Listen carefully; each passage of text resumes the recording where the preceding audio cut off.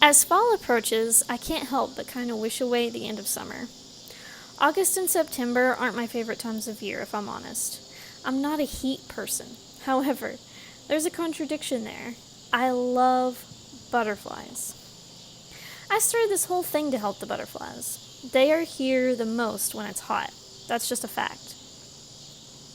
At some level, they need the sun and heat to warm up for flight. So even though I am sensitive to the sun beating down on me, and I plant trees to hopefully bask in their shade someday, I also mostly garden for the butterflies, who love the sun and the heat. I do notice, though, that they can also get a little too hot, and that's when I see them resting in a tree in the shade. It's a common misconception that butterflies only live in a sunny garden. The truth is, it depends on the butterfly. A lot of butterflies and moths use native trees as their host plants, which is why you'll see so many swallowtails up in the woodland mountains near streams and waterfalls.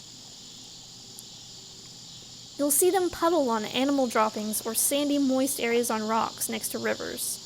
There are openings here and there in the woods where larkspurs and phlox grow, which the butterflies nectar on.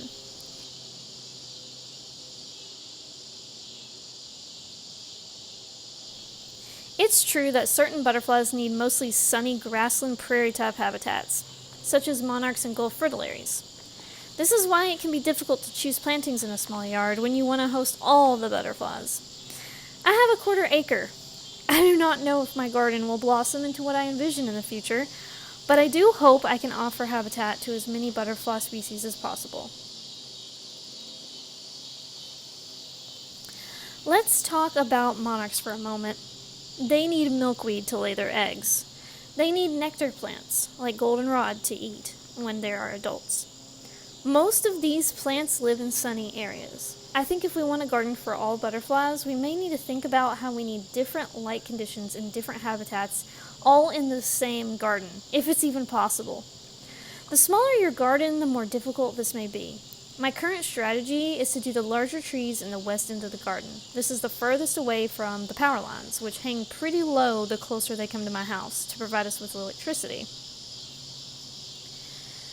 I plan to mostly do shrubs and perennials under the power lines so they do not grow too tall. I also have more vines on the east end of the garden near those lines.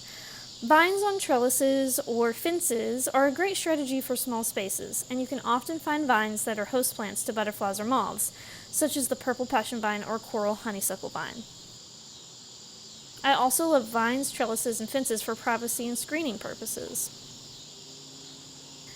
I recently drew up a new vision for my garden on Photoshop, and I have no idea if I'll be able to implement it, but it's so pretty, and I hope I get to implement even half of it. In the meantime, let's talk about this year's weather and plants. This year, I noticed we got more rain than last year here in the garden. More rain equals more fungal issues. I don't normally pay attention to things like this very much. My garden is a wild garden habitat after all, but I was taken aback by how much the mistflowers and common milkweeds were affected. I do plant things pretty closely together to combat Bermuda grass and other weeds, but I've not had this much issue with seemingly fungal spots. I need to learn more about plant diseases and things of that nature because it's a subject I do not really research much. Last year, the common milkweed mostly just looked yellow and thirsty this time last year, if I recall correctly. This year, it looks like it has black soot all over it. I just assume it's fungal, as it doesn't look like leaf miners.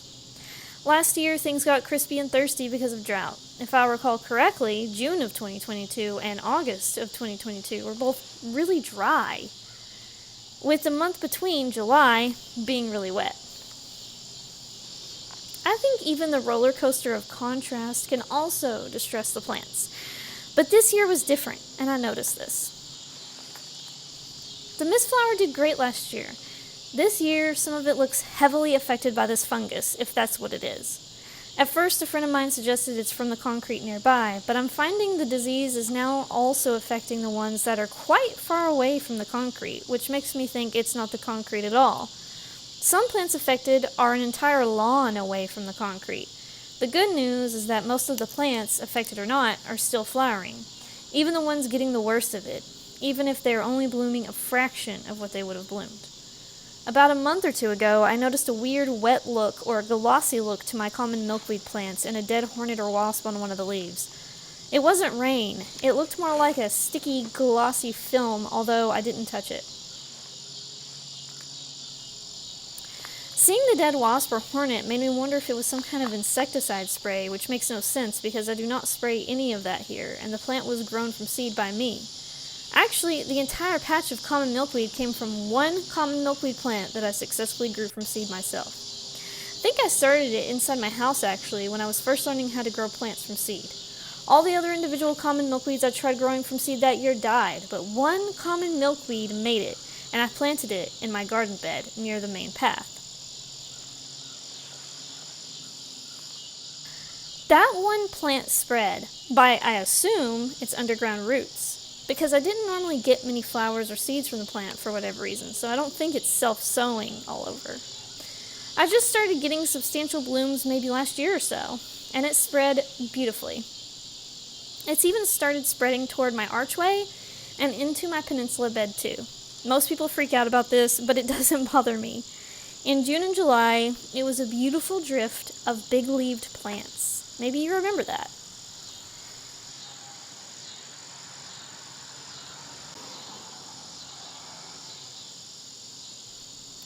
Yes, the fungal issues are ugly, but apparently sometimes it toughens up the plants or creates some symbiotic relationship.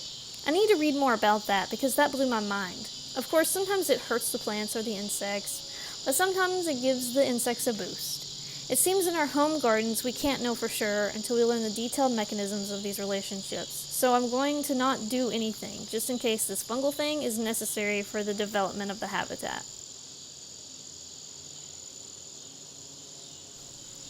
I think keeping ourselves from grabbing for the oils and the sprays could help us to see if there's something more to this situation. I could be wrong though, as I'm just now starting to dip my toe in plant health and diseases as a topic. In fact, if you can look at these plants in the video and tell me what you think, I'd love to hear it. The good news is that I'm noticing more healthy looking common milkweed plants are coming up just inches from the larger, sadder looking ones.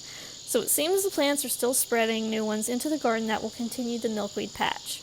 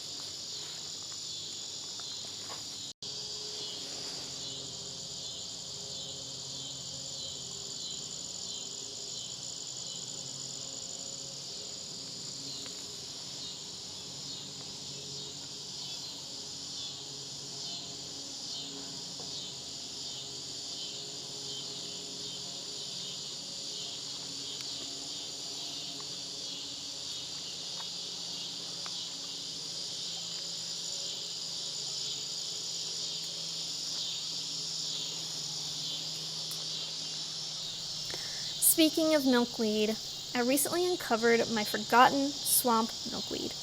This one swamp milkweed plant has been buried under bergamot, lantana, oregano, and other plants. I made a point to pull away and clip some of these recently to give the swamp milkweed some room. Swamp milkweed is a beautiful plant that I would love to have thrive in my garden. So far, in this spot, it kind of disappears for long periods of time. I'm tempted to move it because I suspect it needs more moisture to be truly thriving. I do notice it isn't suffering from any of that fungus though, at least not yet. I planted some swamp milkweed seeds in the back garden over the winter, but they didn't come up from what I can tell.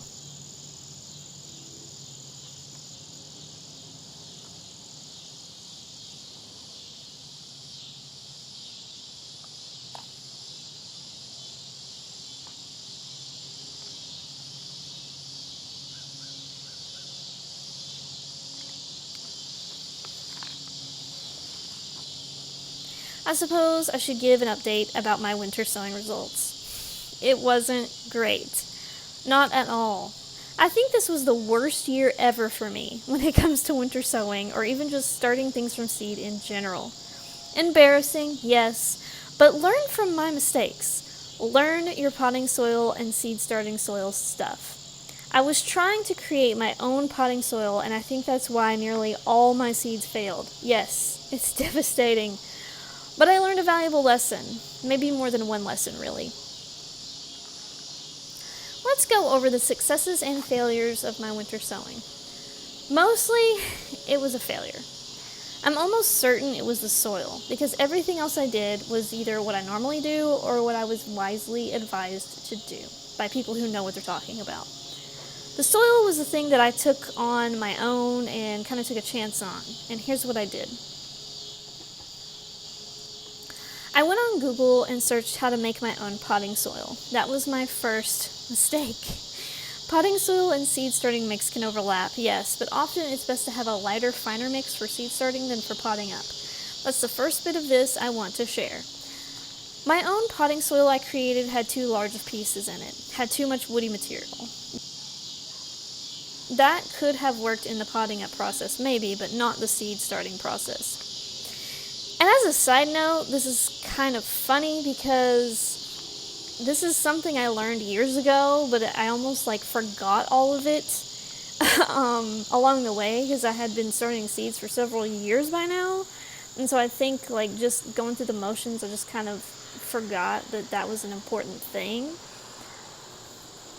But anywho. The seeds need finer, lighter stuff to germinate best. You may be wondering what exactly went wrong with my seeds. I'll shed light on this now. I used 3 main ingredients in my mix: compost and manure, which was together in a bag, plus topsoil in a separate bag, which was more like a mulch, as it was a bagged woody product. And the third ingredient was perlite. 2 main issues with this. The woody stuff is too harsh for seed starting. And side note, I didn't know it was going to be that woody when I bought it. It actually just said topsoil. The other issue is, even though there was compost or manure in it, it wasn't enough to fertilize the plants. So even when some germinated, they quickly died or stayed tiny and never grew. I added some organic fertilizer, but it was too late for most of my seedlings. Imagine your seedlings are barely breaking the soil surface, and you're watering them, and over time they aren't growing any larger. Then you start to worry. Well, that's what happened to me. I got some advice from a friend and then added that organic fertilizer. It boosted the sedges, chokeberries, and the rattlesnake masters, as well as some non-native annuals I had going, which were salvia species. But the rest of the natives, most of which were drought tolerant too, were goners. I learned that natives need more fertilizer than I once thought, and maybe it's because they're going to be in the containers longer than lots of other plants you may start from seed. I was under the impression that they didn't need fertilizers. Now you may be asking yourselves how I got into this predicament. I did everything the same way as usual, except the soil. The reason I made my own soil mix to begin with, from the ingredients I listed, was I was trying to avoid Miracle-Gro mixes and associated companies. Since I'm not super knowledgeable on soil companies, I avoided any that said they had added fertilizer in them, hence why I had only the topsoil mulchy stuff, plus the compost manure bag, plus perlite. I was simply avoiding the brands so many have told me to avoid. Moral of the story? Maybe don't try to make your own mix. Instead, try to source organic potting mixes from trusted brands. You may have to do some digging and a lot of research to figure this out. That was my problem. I just didn't know what brands to use, and I didn't know about organic brands other than the organic fertilizers I had. I didn't know about these organic soil mixes because they just weren't at the big box store I was going to. I can tell you what I know. I ended up using Plant Tone organic fertilizer to boost my plants that survived simply because I had it on hand. A very trusted friend who knows her stuff gave me the following recommendation for me to try next year, since this year was such a failure. I basically called a lifeline. It was like, help, I'm failing this year at seed starting. And she recommended Happy Frog Organic Potting Soil by Fox Farm. I understand this may not be available to you. I never saw this soil in the big box stores. Another moral of the story could be avoid the big box stores. And In another video, I'll probably get into other reasons to avoid big box stores when it comes to plants, so stay tuned for that.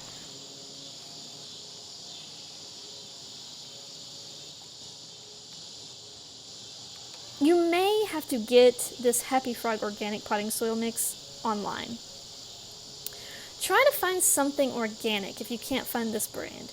Try finding out about the brands you use just to be safe. We don't want synthetic toxic fertilizers to end up in waterways, killing fish and other creatures. That's what I'm trying to avoid, and don't over-fertilize. I think over-fertilizing can also cause all that excess fertilizer to end up where we don't want it to.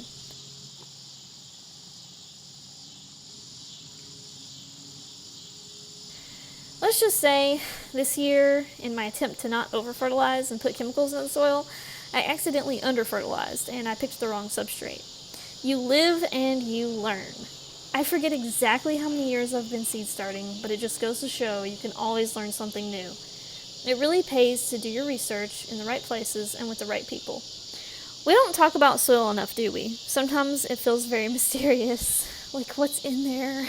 And what do I need to pot up things? And what do I need to start seeds?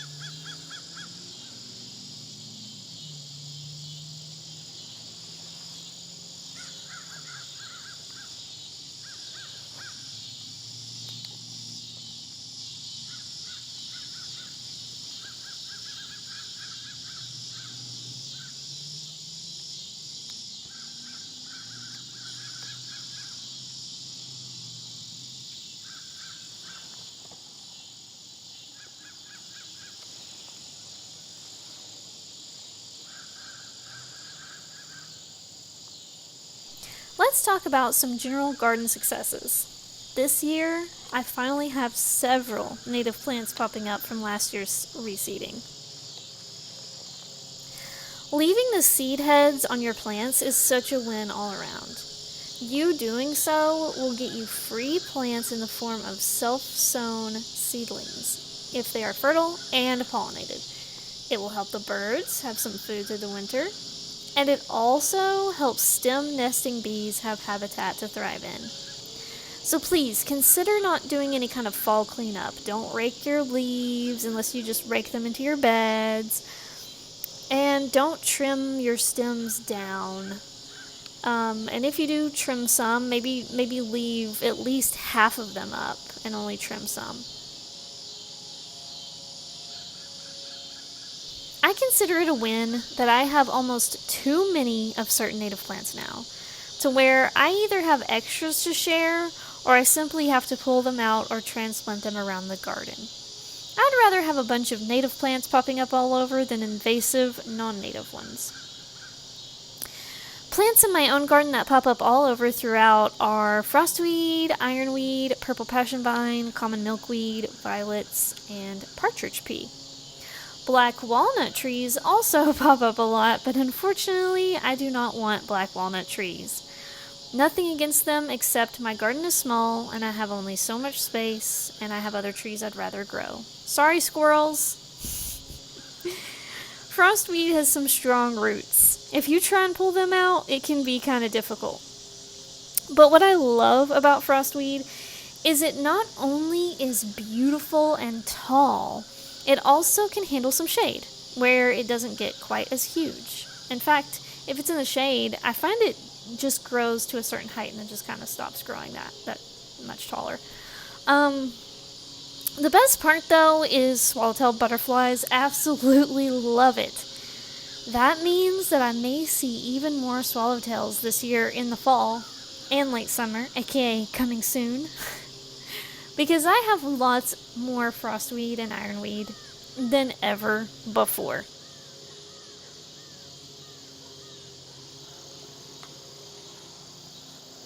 Oh, I forgot about other volunteer native plants that pop up all over the backyard. Goldenrods and asters. I have lots of volunteer asters up front too, actually. Asters and goldenrods are some of the important keystone species plants. And it's very important that we don't cut them all down right now, because this is the time of year the butterflies need them, late summer and fall.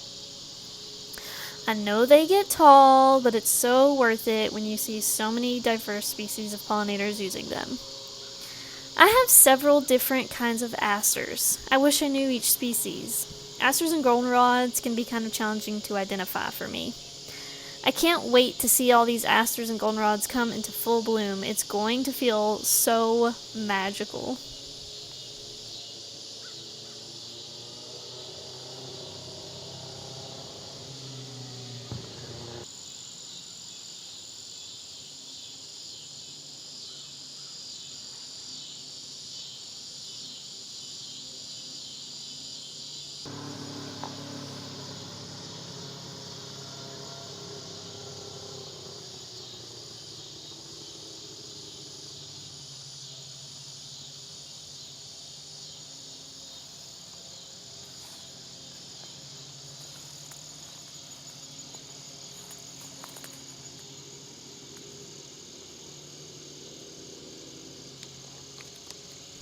I also have American plum shrubs that are sprouting from my existing American plum plants.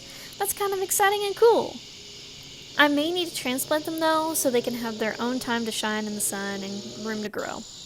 American plum is in the Prunus genus and is one of our keystone species. Its fall color is so pretty too. If it's native to your area, try and grow it, as it's one of those plants we don't see often enough.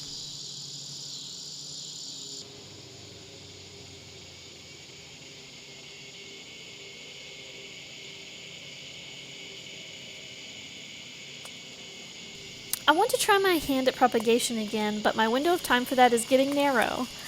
Layering is something I want to try. It's where you gently bend a branch of a plant down into the soil and back out and put a rock or something on the part of the stem that's under the soil. A few months later, roots are supposed to grow from the part that's underground. Pretty neat, huh? I gotta try this. I want to do it with my coral honeysuckle, but I can't find a branch that's close enough to the ground. I may try it with some other plants and see how it goes.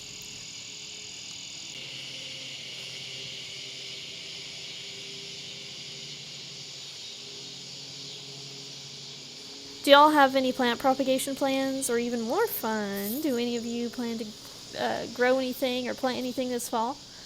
Autumn is a great time to plant trees and shrubs, just FYI.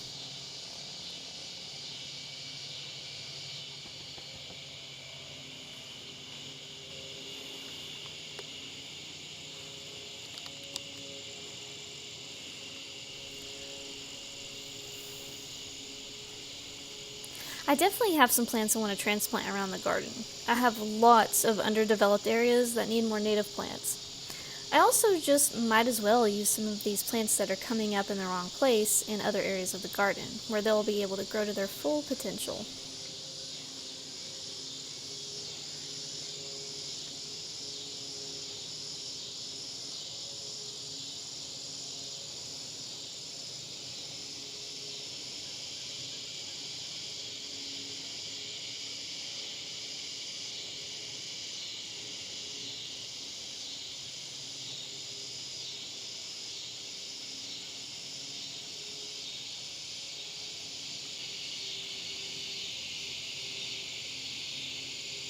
Here's the black cherry tree. The Prunus genus is the second most important in my area for keystone species, only second to the oak genus. It hosts the eastern tiger swallowtail butterflies as well as the red-spotted purple butterflies. In addition to those two, the black cherry tree hosts hundreds more Lepidoptera.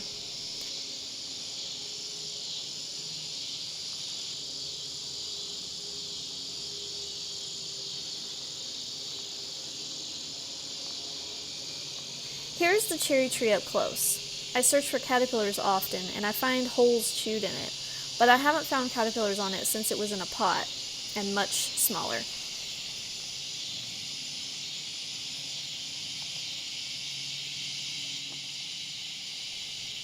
Maybe the birds get to them, or maybe it's harder to find them since it's such a large tree now.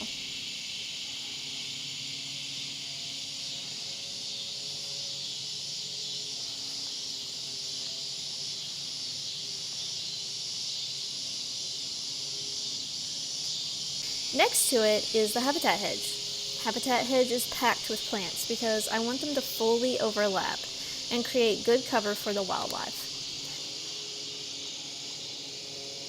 I did try to move one of the plums as I felt it was too close to the others, but let's just say it was impossible for me, as the roots were very good. They were really in there, deep. So I left them be.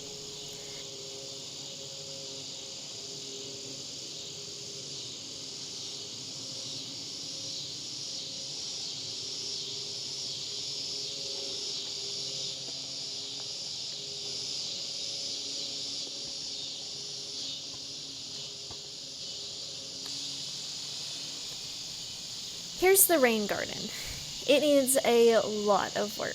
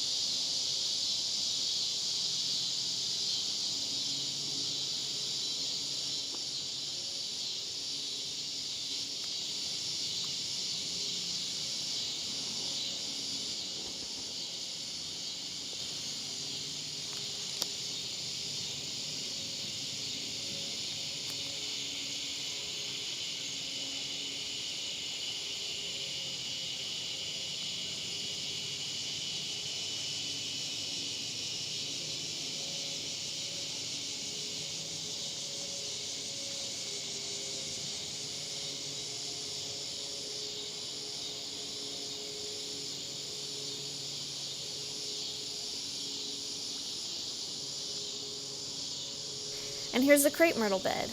I transplanted an aster here and it actually survived. I thought it didn't. Anyway, this bed is one I'm planning to work on this fall. I can't wait until it cools down just a bit and I can get to work.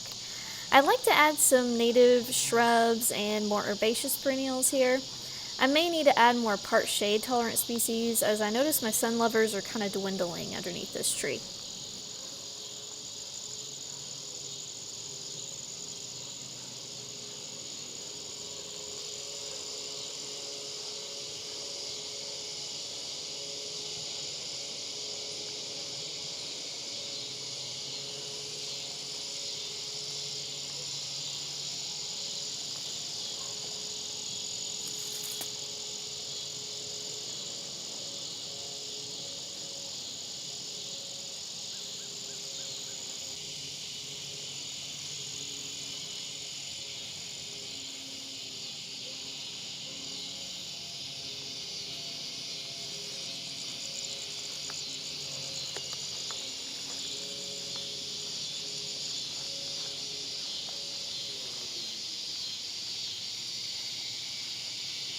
And here's the passion vine archway again. I just love it. I need more archways like this in the garden for sure, although I should probably build them a little bit wider and taller for easier access.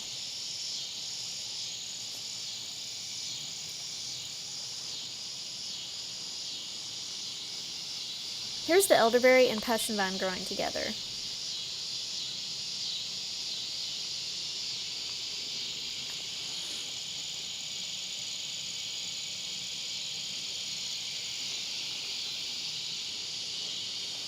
And here's the meadow or prairie area up against the house.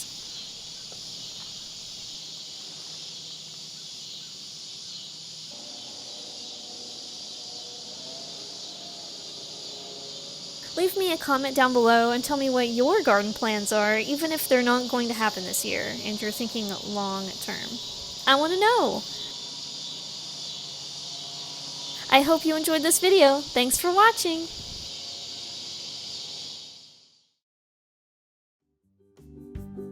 Hand-painted collector cards inspired by the creatures, plants, and objects in my garden. Available now at macylu.com. Thanks for supporting the channel and the wildlife habitat we create.